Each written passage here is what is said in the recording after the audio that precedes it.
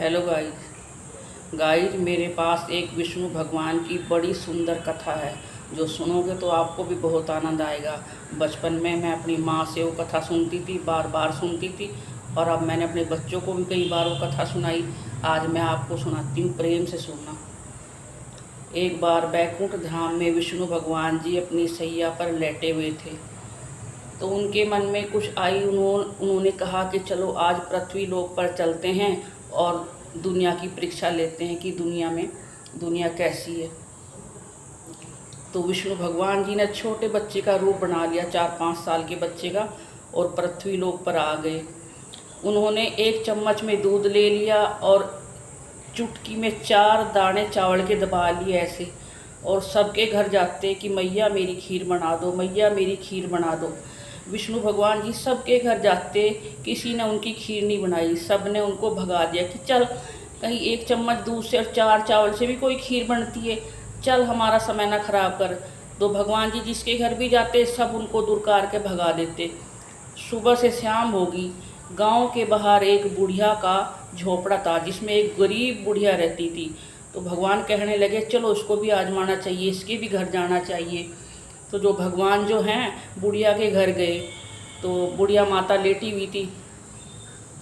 तो भगवान जी कहने लगे मैया मेरी खीर बना दे, मैं सबके घर घूम आया हूँ, किसी ने खीर नहीं बनाई और मुझे बड़ी भूख लग रही है, क्या मैया तू मेरी खीर बनाएगी।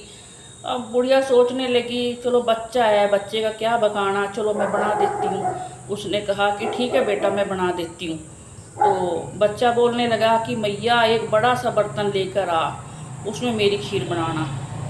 भैया माता के पास एक ऐसा टोकना तो नहीं था, लेकिन फिर भी माता कहीं से मांग के लाई बड़ा टोकना, और वो चूल्हे पर चढ़ा दिया, उसके नीचे आग जला दी, और उसमें एक चम्मच दूध और 4 दाने चावल के, 1 चम्मच दूध और 4 चावल के दाने उस टोकने में डालकर टोकना ढक दिया और नीचे से आग जला दी।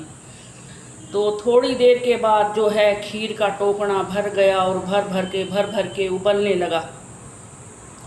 बुढ़िया के बेटे की बहू ये सब देख रही थी। वो कहने लगी देख मेरी सास को कोई खबर नहीं है, और जो है ये खीर बन रही है और उबल रही है, क्यों ना मैं इसमें थोड़ी सी निकाल कर खा लूँ, कोई देख तो रहा नहीं। तो बुढ़िया की जो है बहू थाली लेकर गई और उसमें थोड़ी खीर निकाल ली और जाकर अंदर छुप कर खाने लगी।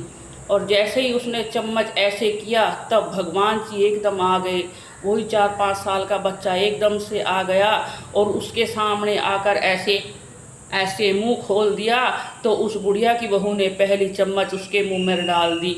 तो भगवान जी खाकर चले गए। बुढ़िया सोचती है कि ये खीर बन रही है, उबल रही है, बन रही है, उबल रही है, बच्चा अभी तक नहीं आया, मैं इस खीर का क्या करूं। उधर भगवान भी सोच रहे हैं कि बुढ़िया मेरी इंतज़ार कर रही है, मुझे चलना चाहिए। विष्णु भगवान जी फिर बच्चे का रूप बनाकर आए। कहने लगे, बुढ़िया कहने लगी बेटा तू कहाँ था, तेरी खीर सुबह से बन रही है, उबल रही है, मैं क्या करूँ। तो बेटा भोग लगा ले, खा ले बेटा खीर। तो विष्णु भगवान जी कहने लगे मैया मैंने खीर खा ली है।